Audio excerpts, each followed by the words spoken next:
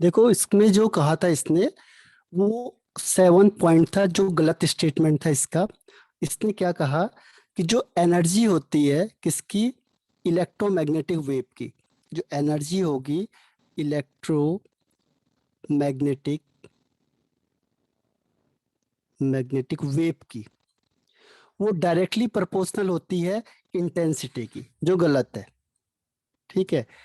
और डिपेंड नहीं करती है फ्रीक्वेंसी पे, ये भी गलत स्टेटमेंट था। तो ये वाला स्टेटमेंट उसका गलत था कि जो एनर्जी होती है वो इंटेंसिटी के डायरेक्टली प्रोपोर्शनल होती है, यानी इंटेंसिटी बढ़ाओगे तो एनर्जी बढ़ जाएगी, और फ्रीक्वेंसी पे इसका कोई इफेक्ट नहीं पड़ेगा। ठीक है। तो ये रॉन्ग स्टेटमेंट है इसका। और एक लास्ट है इसमें कि जो इलेक्ट्रोमैग्नेटिक वेव होता है, इलेक्ट्रोमैग्नेटिक वेव शॉर्ट में से EMW कह देते हैं, इलेक्ट्रोमैग्नेटिक वेव, ये दो चीज शो करती है। पहला है डिफ्रैक्शन। डिफ्रैक्शन का मतलब होता है बेंडिंग। जैसे लाइट आती है, सीधी आ रही है, बीच में कोई दरवाजा आ गया तो ये बेंड हो जाएगी, इसे कहते हैं डिफ्रैक्शन, बेंडिंग ऑफ लाइट। तो जो लाइट होती है, इलेक्ट्रोमैग्नेटिक वेव होती है, ये बेंड हो जाती है, उसे कहते हैं डिफ्रैक्शन। और एक होता है इंटरफ्रेंस। इंटरफ्रेंस का मतलब होता है कि एक पॉइंट में, एक जगह पे दो वेव्स रह सकती हैं।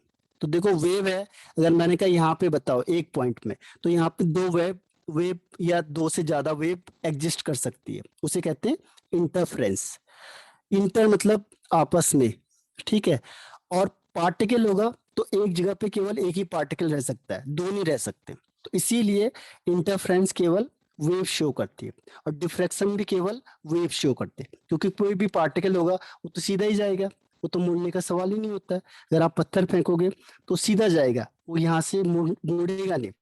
लेकिन लाइट क्या होती है, जैसे दरवाजे या खिड़की के कोने देखे होंगे आपने, यहाँ से सीधा आ रहे हैं, जैसे ही दरवाजे होंगे बैंड हो जाएगी, तो उसका मतलब वो डिफ्रैक्शन और इंटरफ्रेंस शो करती है।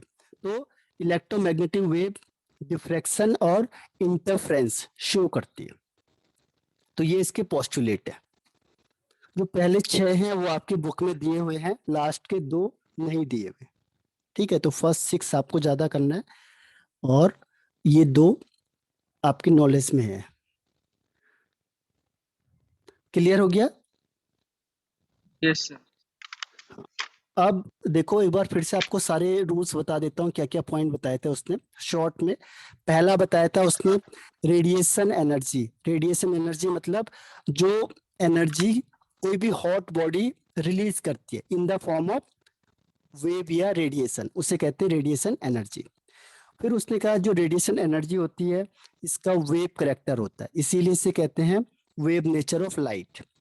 तीसरी चीज उसने कही कि जब भी क्या होगा, ये रेडिएशन निकलेगी बाहर, तो इसमें दो तरीके के क्या होते हैं, फील्ड प्रोड्यूस होंगे, एक इलेक्ट्रिक फील्ड और एक magnetic field automatically.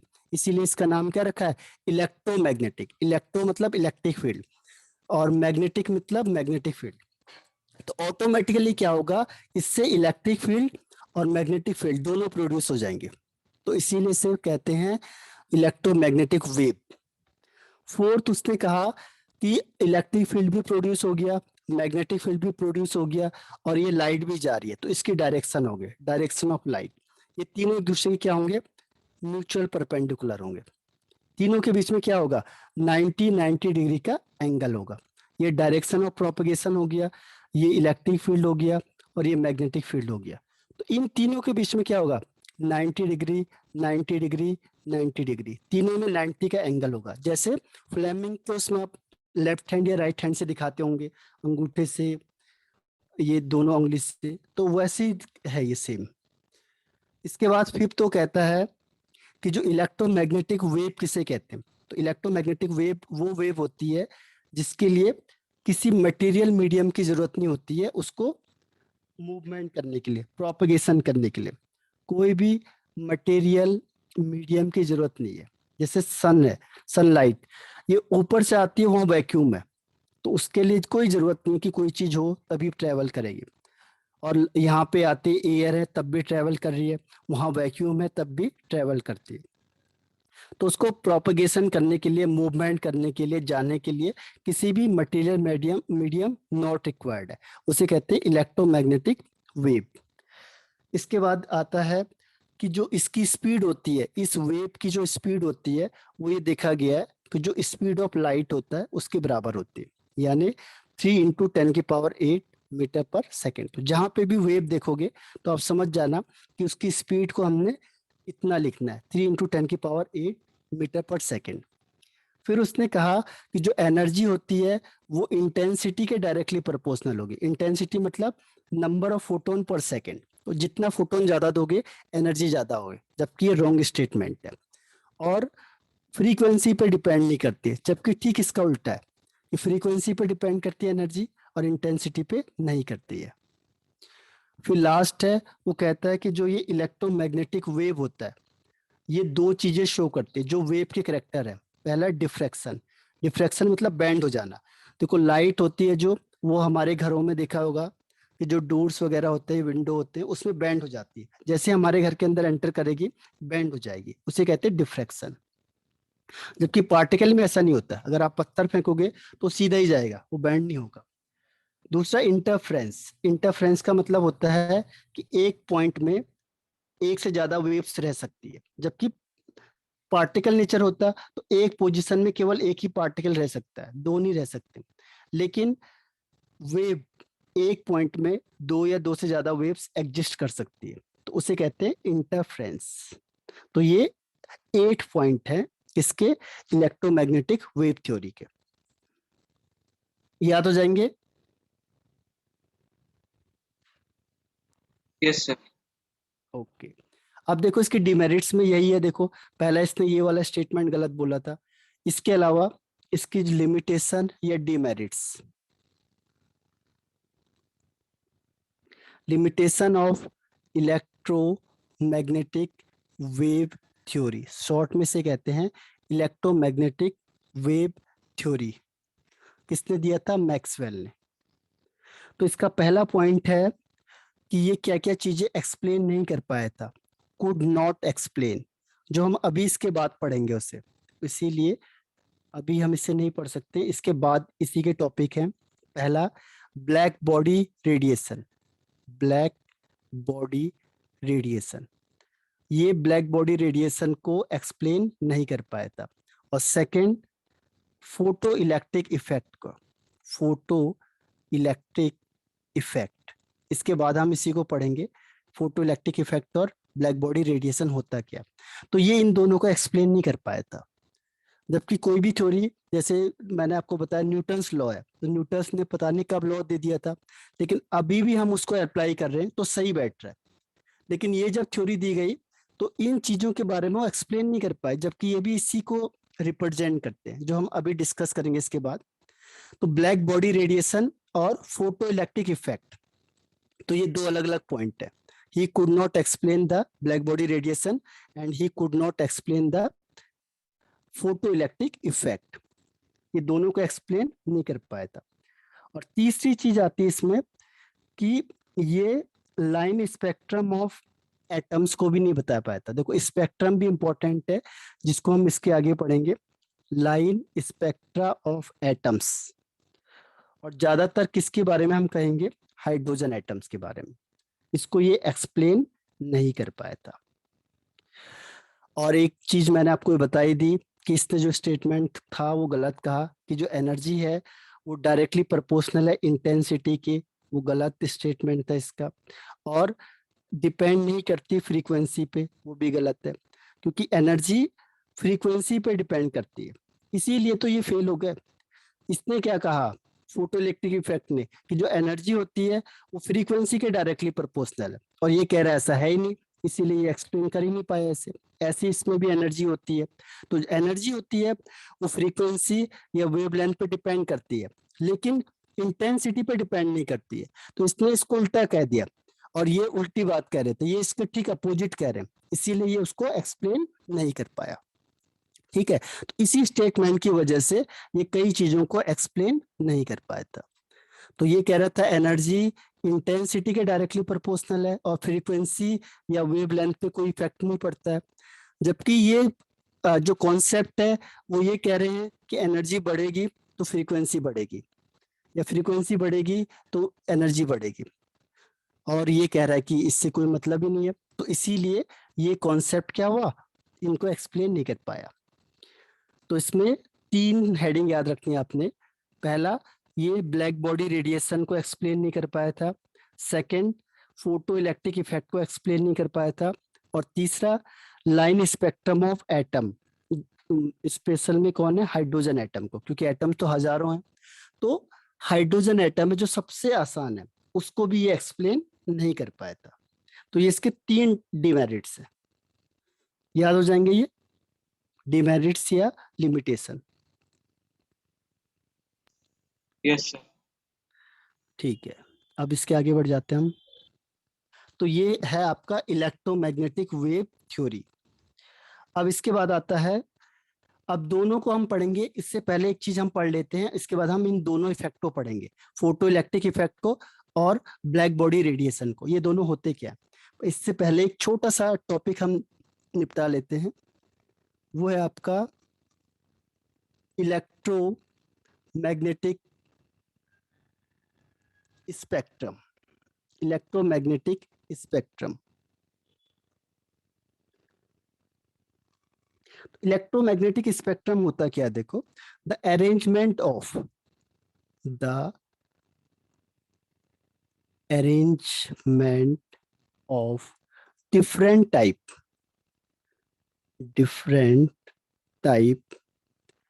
of electromagnetic electromagnetic radiations electromagnetic radiations in the order of in the order of increasing wavelength या फिर डिक्रीजिंग फ्रीक्वेंसी। मतलब आपने क्या किया, इंक्रीजिंग वेवलेंथ के टर्म्स में लिख दिया या फिर डिक्रीजिंग फ्रीक्वेंसी के टर्म्स में लिख दिया। देखो एक दूसरे के क्या है, ये इनवर्सली प्रोपोर्शनल है, डिक्रीजिंग फ्रीक्वेंसी, तो इसे कहते हैं हम इलेक्ट्रोमैग्नेटिक स्पेक्ट्रम। अब देखो कौन कौन से हैं ये इलेक्ट्रोमैग्नेटिक रेडिएशन, कौन कौन सी है उसे हम अभी पढ़ेंगे। तो उसमें क्या है, arrangement of different type of electromagnetic radiation. अभी बताता हूँ कि कितने टाइप के हैं ये हैं लगभग 7 टाइप के। तो इसको कैसे रखना है, increasing order of their wavelength, यानी जिसकी वेवलेंथ सबसे ज्यादा है उसे सबसे टॉप में रख दो, या फिर decreasing order of their frequency. तो वो हो गया आपका क्या, इलेक्ट्रोमैग्नेटिक स्पेक्ट्रम। जैसे इसको उसमें बताता हूं मैं आपको। जैसे सबसे टॉप में हमने क्या किया है, रेडियो वेव रखा है, इसकी वेवलेंथ सबसे ज्यादा है, ये टॉप में है, वेवलेंथ सबसे ज्यादा यानी फ्रीक्वेंसी सबसे कम। इसके बाद आते हैं हम माइक्रोवेव। माइक्रोवेव, रेडियो वेव होती है जो रेडियो सुनते हैं हम, उसमें जो वेव्स यूज होती है उसको उसके नाम से रख दिया है, रेडियो वेव, माइक्रोवेव। फिर आता है इसमें इंफ्रारेड, जो आपने पढ़ा होगा, IR भी कहते हैं इसे शॉर्ट में, कई बार आप देखते हो IR, तो वो इंफ्रारेड है। ठीक है, इंफ्रारेड के बाद आता है विजिबल, जो हमें दिखाई देता है बस, विजिबल। विजिबल में भी आपने सुना होगा, इसमें विब्ग्योर होता है। ठीक है, तो विजिबल में भी क्या होता है, VIBGYOR, विब्ग्योर। तो विबग्योर ये है आपके पास। तो ये विजिबल है, विजिबल का मतलब हमें कौन सी लाइट दिखाई देती है, केवल ये विजिबल वाली बस, बाकी हमें कुछ नहीं दिखाई देता है। इंफ्रारेड हो, माइक्रोवेव हो या रेडियो वेव हो, ये हमें दिखते नहीं है सर एक जो। क्वेश्चन है, हाँ सर जो सैटेलाइट से कम्युनिकेशन होता है हाँ, वो किस वेव के थ्रू होता है, रेडियो वेव और माइक्रोवेव? जो ऊपर होगी ना, हाईएस्ट वाली होगी। ओके सर, तो रेडियो हाँ वेव के थ्रू होता है मतलब। हाँ, उसका अभी एग्जैक्टली मैं आपको बता दूंगा, लेकिन जो सबसे हाईएस्ट इसका है, वेवलेंथ सबसे हाईएस्ट होता है। तो ये सबसे टॉप में होती है, एक हिसाब से रेडियो वेव होती है जो सबसे ज्यादा टॉप में होती है। और इसमें एक है कॉस्मिक रे होती है, वो सबसे लोवेस्ट होती है, उसको हम यूज भी नहीं करते हैं। वो बहुत ज्यादा हाई पावर वाली होती है। तो ये जो विजिबल है, हर एक का अलग अलग रोल है, इसके रोल भी अलग अलग है सबके। अगर आपको अभी मैं इसके यूजेस बता दूंगा तो आपको भी पता चल जाएगा कि कौन सी वेव्स कहाँ कहाँ यूज होती है। ठीक है, तो सबसे पहले देखो रेडियो वेव, माइक्रोवेव, इन, इंफ्रारेड, इसे IR भी कहते हैं शॉर्ट में, IR। फिर विजिबल, विजिबल में क्या होगा, विबग्योर, VIBGYOR, विबग्योर, यानी red, orange, yellow, green, blue, Indigo, और ये है वायलेट।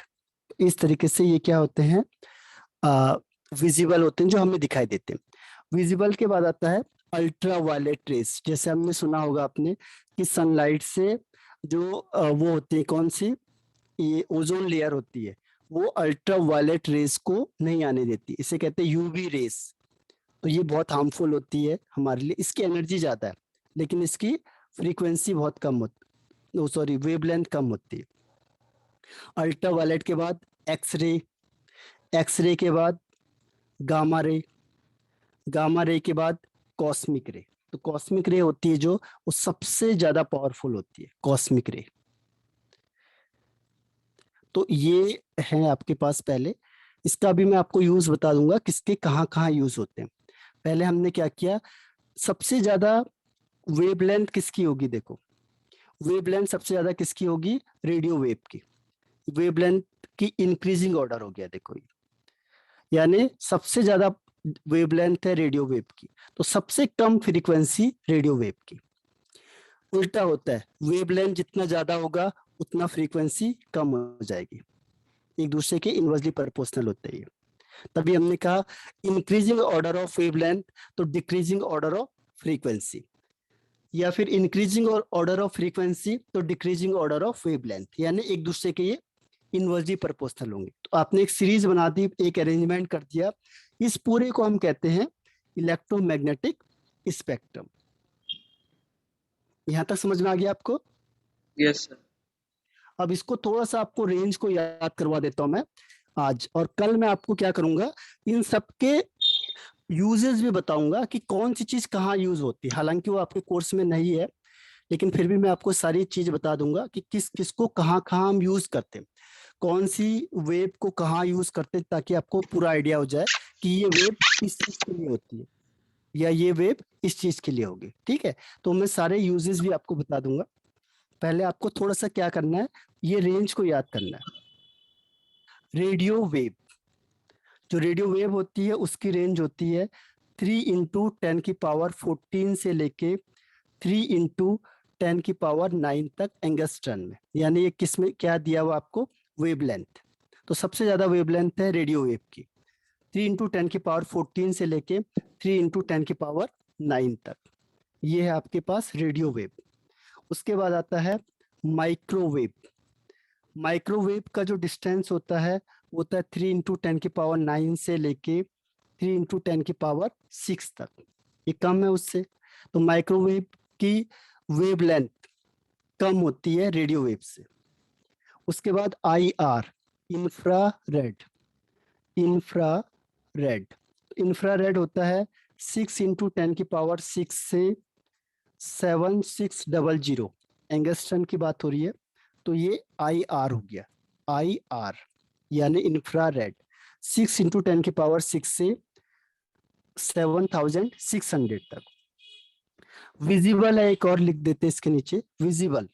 विजिबल में क्या होता है, 3800 से लेके 150 तक, ये विजिबल में आता है। ठीक है, तो विजिबल के भी हम अलग अलग टाइप से करवा देते हैं कि विजिबल कहाँ से कहाँ तक होगा। सॉरी, विजिबल होता है ये नहीं है, ये है आपका 7600 से, क्योंकि ये 76 हमने लास्ट किया था ना, तो 7600 से 3800 तक। ठीक है, ये विजिबल है। तो इन रेडियो वेव का याद रखना है, 3 × 10⁻14 से 3 × 10⁻9 एंगस्ट्रम। फिर माइक्रोवेव का है 3 × 10⁻9 से 3 × 10⁻6 तक। इंफ्रारेड तीसरे नंबर में आता है, 6 × 10⁻6 से 7600 तक। फिर इन विजिबल आता है 7600 से 3800 तक। अब विजिबल के भी आपको मैंने बताया था कितने पार्ट होते हैं, विबग्योर, VIBGYOR। इसके भी आपको मैं रेंज बता देता हूँ। देखो रेड का होता है 7600 से 6900 तक एंगस्ट्रम में। ऑरेंज की रेंज होती है 6900 से 6300 तक। येलो की रेंज होती है 6300 से 5800 तक। ग्रीन होता है, इसकी जो रेंज होती है ये होती है 5800 से 5300। देखो ये 69 हो गया, बस फिर 9393 जा रहा है, 939, ये 8 हो गया, फिर 83 हो गया। फिर ब्लू होता है 5300 से 4800 तक। फिर है इंडिगो 4800 से 4300। वायलेट होता है 4300 से 3800 तक। तो ये हो गया आपका क्या रेंज हो गई है, ये ही लाइट हमें दिखाई देती है। बस इसमें यही खेल है कि अगर आपने फ्रीक्वेंसी या वेवलेंथ चेंज कर दिया तो कलर चेंज हो जाता है, क्योंकि कलर का फिक्स है कि अगर इतना इतना वेवलेंथ होगा तो उसका कलर ये होगा। तभी आपने देखा तुरंत कलर बदल जाते हैं। तो कलर बदलने का रीजन क्या है कि अगर आपने वेवलेंथ को इससे चेंज करके ये कर दिया तो उसका कलर चेंज हो जाएगा। ऑरेंज का दिख रहा था येलो दिखने लगेगा। फिर आपने उसका वेवलेंथ और चेंज कर दिया तो येलो से क्या हो गया, ग्रीन दिखने लगेगा आपको। फिर आपने उसकी फ्रीक्वेंसी या वेवलेंथ को चेंज करोगे तो ब्लू दिखने लग गया। तो इस तरीके से क्या है कि अगर आप फ्रीक्वेंसी या वेवलेंथ को चेंज करोगे तो कलर भी चेंज होता जाता है। ठीक है, कलर का कोई फिक्स कलर नहीं है, वो डिपेंड करता है वेवलेंथ पे या फ्रीक्वेंसी पे। ठीक है, तो यही होता है जो हमें दिखाई देता है इसके लिए, विजिबल वाले के। उसके बाद आता है अल्ट्रा वायलेट, जो बहुत खतरनाक रेज होती है। ये क्या कर सकती है, हमारे आईज को डैमेज कर सकती है, तभी तो हम स्किन प्रॉब्लम कर सकती है, स्किन कैंसर वगैरह इससे हो सकते हैं। तो इसको रोकने के लिए क्या होते हैं, ओजोन लेयर होती है। Ozone layer. हाँ, 3800 से 150 तक अल्ट्रा वायलेट की है। फिर एक्स रे होता है, ये होता है 150 से लेके 0.1 तक। फिर गामा रे होता है, इसकी रेंज होती है 0.1 से 0.01 तक। और फिर लास्ट में है कॉस्मिक रे। कॉस्मिक रे होता है, वो होता है 0.01 से लेके 0 तक। तो ये क्या है, वेवलेंथ का ऑर्डर है। तो इसमें वो कहता है कोई भी रेस कुछ नहीं है, आप किसी को किसी में चेंज कर सकते हो, बस उसकी वेवलेंथ को चेंज कर दो। कोई भी रे जो इस वेवलेंथ में आ गई वो एक्सरे हो जाएगी, कोई भी रे जो इस रेंज में आ गई वो अल्ट्रावायलेट हो जाती। तो ये हार्मफुल होती है हमारे लिए। आपको पता है एक्सरे हमारी बॉडी को आर पार कर देती है, लेकिन मजबूरी में हमें एक्सरे करना पड़ता है, क्योंकि हमें ये पता चल जाए कि कोई बोन्स क्रैक तो नहीं हुआ है हॉस्पिटल के लिए। लेकिन बार बार इसे नहीं करवाना चाहिए, क्योंकि ये हमारी बॉडी को अफेक्ट करती है, ये पावरफुल होती है, इसकी एनर्जी ज्यादा होती है। ठीक है, तो जिसकी वेवलेंथ कम होगी उसकी एनर्जी सबसे ज्यादा होगी, यानी कॉस्मिक रे है, इसकी एनर्जी सबसे ज्यादा होती है, और रेडियो वेव की एनर्जी सबसे कम होती है। तो ये आपको याद हो गया, ये यस सर। याद करना है आपने इसको, यहाँ से लेके रेडियो वेव से लेके और कॉस्मिक रे तक। फिर मैं आपको कल इसके सबके यूज बताऊंगा कि जो रेडियो वेव है वो कहाँ कहाँ यूज हो रहा है, अल्ट्रावायलेट का कहाँ यूज है, विजिबल को कहाँ यूज करते हैं। तो हर एक का यूज बताया जाएगा आपको कि कौन सी रे कहाँ यूज हो रही है। ठीक है, तो आज के लिए इतना ही है, इसमें कोई डाउट है तो पूछ सकते हो आप मुझे। No sir. ठीक है, तो आज इतना ही करते हैं। ठीक है फिर, okay, thank you sir. Okay, bye.